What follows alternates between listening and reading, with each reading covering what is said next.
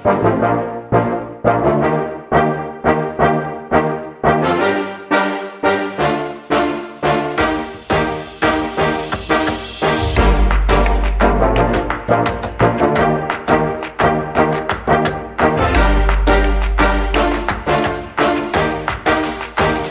morning mga ka-groomers. Once again, this is Fritz Sinisa and welcome to my vlog. So mga ka-groomers, before we continue, please don't forget to like and subscribe for more videos in the future. If ever you have any comments, suggestions na pwede nating i-topic, please comment down below on any of my videos on my YouTube channel, or you can always send me a message on my Facebook account. And for any fish inquiries mga ka-groomers regarding sa mga isda natin, again, marami pa rin nagtatanong kung binebenta or for sale ba itong mga isda natin. Yes, mga ka-groomers, lahat ng isda natin are all for sale. But again, I just wanna give a heads up lang na wala po tayong mga pangmasa na price, mga ka-groomers. Okay? Because nag-focus lang kasi tayo sa quality ng isda natin. Of course, quality needs a lot of time, money, and also the experience, mga groomers. Yan yung pangbawi lang natin sa ating mga isda, yung magandang maintenance para sa kanila. At of course, para na rin makabawi sa mga maintenance, meron din tayong medyo may pricey din at ang mga isda natin. Okay, hope you understand. And also, mga ka-groomers, our content for today, this is in regards on our new juvies na bagong harvest natin. So, again, as I mentioned, mga ka-groomers, on every breeding, medyo konti lang talagang nasiselect na mga potential. So, here are our juvies na naselect by John Rizutin. Shout out to my personal breeder, Bulling It Line, owned and managed by John Rizutin. So, again, itong mga isda natin, mga ka-groomers, this is just a juvie size. So, I just wanna let you know na hindi po ako nagbebenta ng mga juvie size, mga ka-groomers. Of course, the reason why, mga ka-groomers, is super liit pa ng mga isda. As you can see on the video, mga ka-groomers, it's 4 to 5 cm. So, gusto nyo bang bumili ng ganyan na tag 1K to 1.5? So, di ba ayaw nyo? Kasi ang purpose ko, mga groomers, or the reason why hindi ko binebenta ang juvie size sa mga hobbyist natin, kasama natin sa hobby, is what if most of the customers right now is mga newbie. So what if hindi napaganda yung isda, mga groomers? Baka sabihin nila sa akin na nagbebenta tayo ng hindi quality ng mga isda.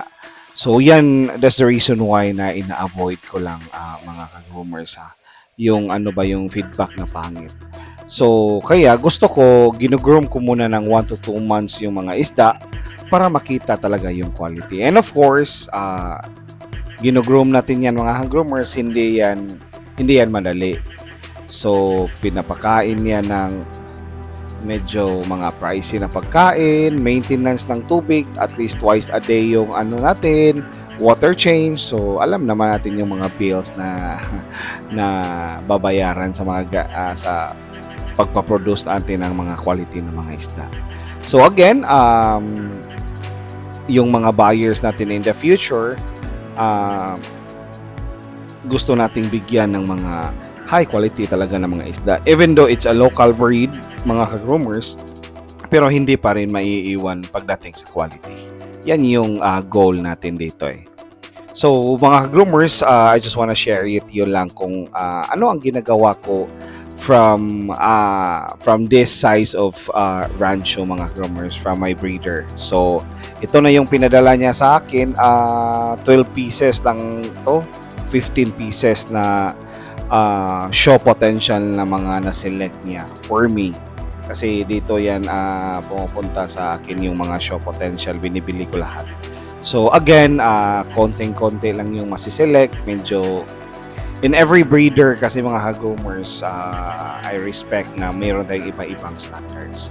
So sa pag-select ng mga show potential. Pero itong sa amin, ito lang yung nakayanan namin na show potential.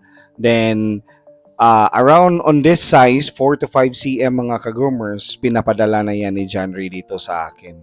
So, binibili ko na yan. Hindi yan libre mga groomers, just to clarify on that. Binibili ko pa rin yan sa mataas na presyo.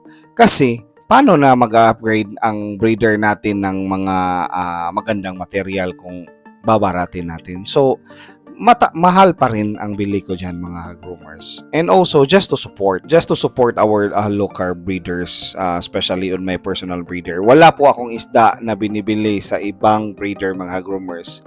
All of my fish, especially the Rancho and the Oranda, are coming from John Risotin. Wala naman talaga akong ibang isda, Oranda lang at saka Rancho. So, it's breed by John Risotin lahat mga groomers, or produced by John Risotin. Again, tulungan natin ang mga local breeders natin mga ka-groomers kasi para naman lumago tong industry natin. Huwag nating siraan yung mga ganito, ganyan, pangit yung ganito, pangit yung produce nila. Wag. Pag hindi natin gusto yung isda mga groomers, wag na lang nating bilhin. So, in short, walang pilitan ba? Kung gusto mo yung quality na isda, tapos namamahalan ka, pwede naman pass na lang agad yung ganyan mga groomers ba. Wag na yung ganito ganyan si mura lang yung benta ni ano doon sa kabilang farm, mura lang. So to cut the story short mga ka-groomers, iba-iba kasi tayo ng gasto sa maintenance. So yan yung the reason why na ina-add up yan sa price ng isda kasi mga groomers. Lalo na pag gusto natin, super quality, Thailand look or Thailand quality tapos barat. So medyo depende na yan sa groomer or sa breeder or sa seller mga groomers kung mag-drop siya sa price niya. So it really depends on kung gusto niya kung lang, bawi-bawi lang ganyan. So depende na yan. So for me, medyo nag-drop naman ako ng price ko mga groomers. Depende na lang kung anong mapag-uusapan. Kung sa tingin ko na hindi naman lugi sa maintenance, bawi-bawi lang ba, at least na-share ko yung quality ng isda ng breeder ko. Yan yung isang goal ko din na medyo palawakin natin ang goldfish industry. So, healthy keeping lang mga ka-groomers. And again mga ka-groomers, let's go back to the topic. So, ito yung mga juvie size na from the farm mga ka-groomers na pinadala sa akin or binili ko kay John Risotin. It's just 12 to 15 pieces lang yata ito. I'm sorry, I forgot.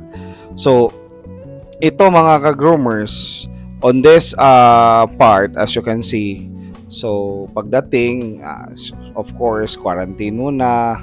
And after that mga ka-groomers, after 2 days of quarantine, kasi malapit lang kasi kami ni John Ray. So 2 days of quarantine mga ka-groomers, hinahanda ko na yung pan nila. So ito yung pan na paglalagyan ko sa kanila. So for the 12 to 15 pieces, sila lang ang nilagay ko dito sa aking concrete pan. Hindi siya gaanong super laki na concrete pan mga ka-groomers. Pero ang style ko dito mga groomers is tatlo yung filter. Tatlong pump, tatlong drum ng filter. And then everyday water change yan mga groomers, of course. 20 to 30% everyday.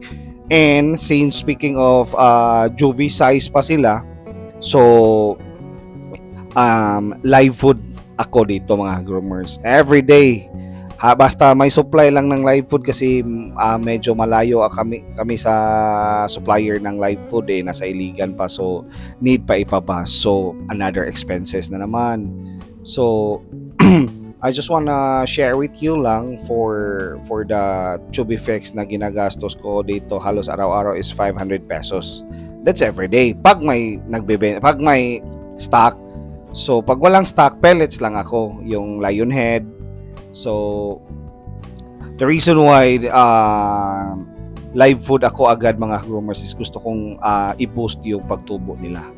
So, after a month of live food, balik ako sa pellets kasi gusto kong i-develop yung when at saka kulay nila. But since naka-direct sunlight tong pan natin, so medyo hindi siya mabibitin sa kulay.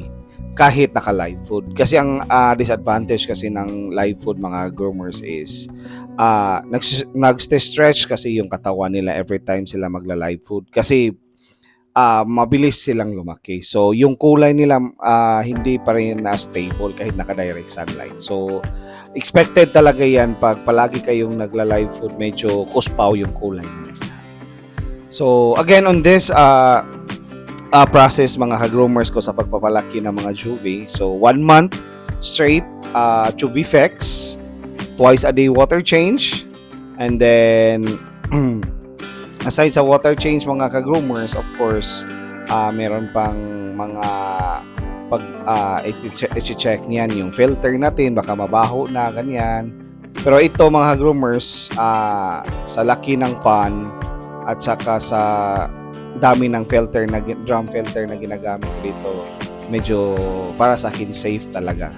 At saka don't forget yung strong aeration mga groomers. Yan kasi yung madaling magpapa-digest ng pagkain nila. Palagi silang nagpo-cook. So kaya medyo ano talaga sa live food, medyo magastos talaga ang process. So, ganyan lang. Yan lang yung gusto ko i-share sa inyo mga groomers for this content na yan lang yung pagpapalaki ko sa mga isda ko aside sa pag-groom ko sa kanila. But anyway, lahat naman ng mga technique or mga ginagawa ko, sinishare ko sa lahat dito sa YouTube channel ko mga groomers. Depende na lang sa inyo kung i-follow nyo or hindi. So, once again, this is Fritz Sinisa. Thank you for watching. See you on the next vlog.